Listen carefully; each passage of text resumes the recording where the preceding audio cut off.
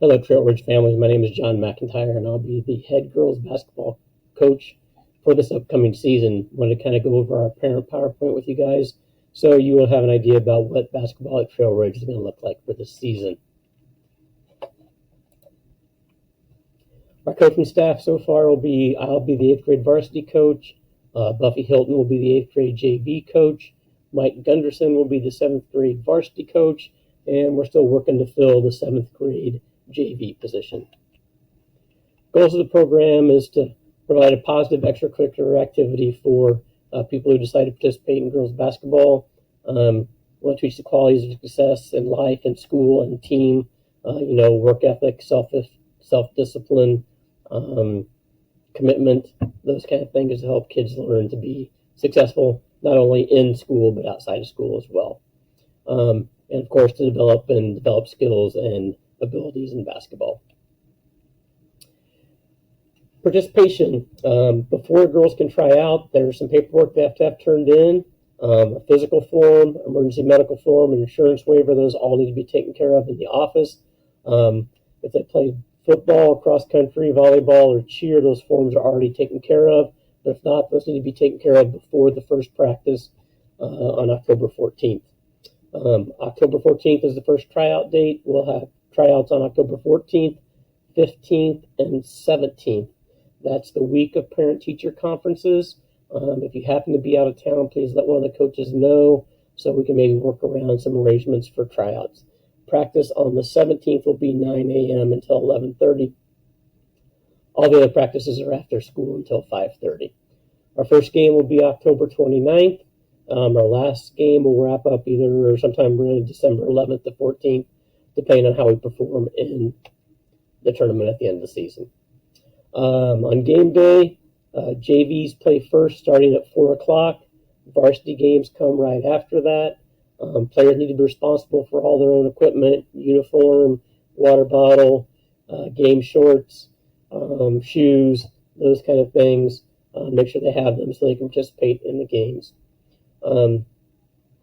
Getting to games, have to ride on the bus with the team. Coming back from games, parents will need to sign out their athlete with coach to let them know that they are taking their student home and have to ride home with their own parent. Along those lines too, you'll have to sit in a group with the team before the game starts. Eligibility, all students have to be passing all their classes for the first quarter, and then after that grading period is closed, then we'll do weekly eligibility where athletes have to be passing all their classes again. Along those lines, we'll do a grade check on Wednesday, and then students, after the second time they showed up on the list, will be ineligible beginning on Wednesday. Hopefully that will not be an issue with any of our team members, and school always comes first. We'll have two different teams depending on the number of girls that try out. Varsity role, varsity team. We want to make as competitive a team as possible, have quality playing time that will go on. Both JV and varsity teams are working on trying to win and trying to develop skills for all the players. This varsity role is a little more competitive, more focusing on being competitive against other schools, and JV roles a little bit more on developing player development.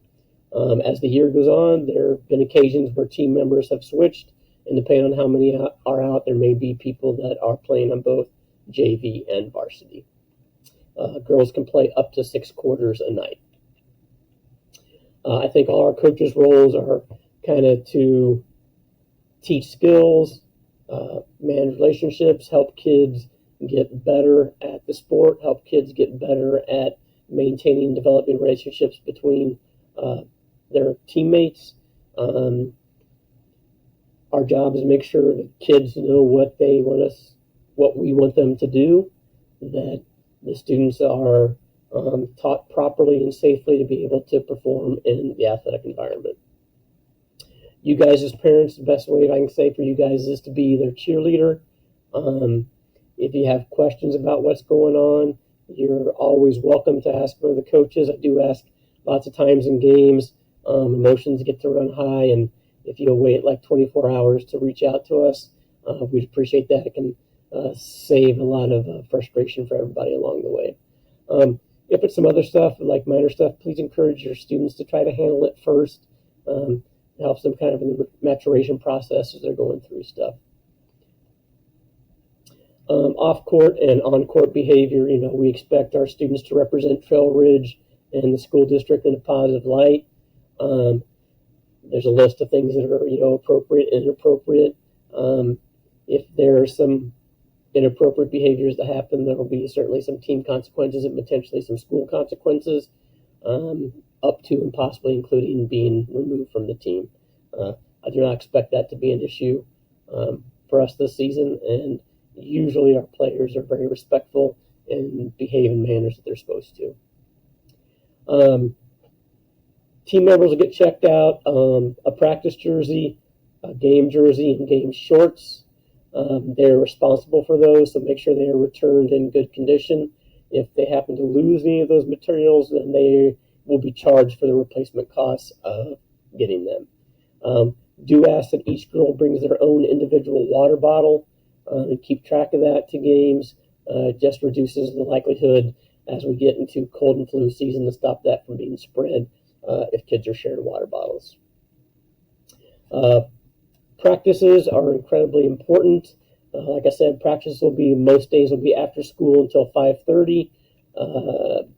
Practice attendance is mandatory. There are certainly, if kids are sick from school or there are other situations that come up, please communicate with coaches about if a student has to miss practice for some reason. And let us know that as soon as possible. Missing practice is one of those things that can lead to diminished playing time and then possibly even removal from the team. So make sure they're at practice if at all possible. A lot of concern over the last decade or so about head injuries. If for any reason something happens with your student athlete during practice, if they, rolled an ankle or slipped and fell and maybe hit their head, that kind of stuff, we will make sure to notify you. There's a little packet that you will get concerning a head injury.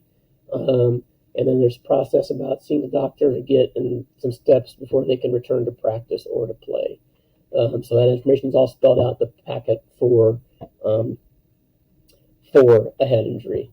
If, for example, something happens, you end up taking your kid to the doctor, and we get a note back saying they're going to miss a couple weeks, then that note, we need to make sure to know when it's okay for them to return to practice.